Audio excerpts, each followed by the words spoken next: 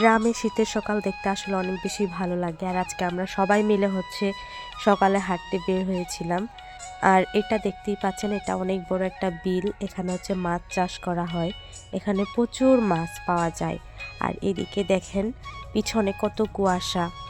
পৌষ মাস পড়ে গেছে দেখে আরও বেশি ঠান্ডা মনে হচ্ছে। আর ওইদিকে দেখেন আমার কাকি শাশুড়ি, যা, এইদিকে আমার পিছনে যা আছে, ভাস্তি, আমার মেয়ে, সবাই মিলে হাঁটতে বের হয়েছি।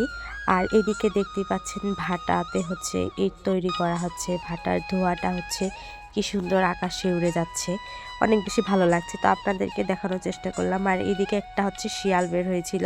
তো শিয়াল জঙ্গলের ভিতর ঢুকে গেছে, এই জন্য দেখাতে পারলাম না। আর এদিকে আমরা বাড়ির দিকে চলে আসলাম। আর এই যেটাই আমাদের বাড়ি। তো আপনাদের আমাদের এই পরিবেশটা কেমন লাগছে অবশ্যই প্রত্যেকে কমেন্টে জানাবেন।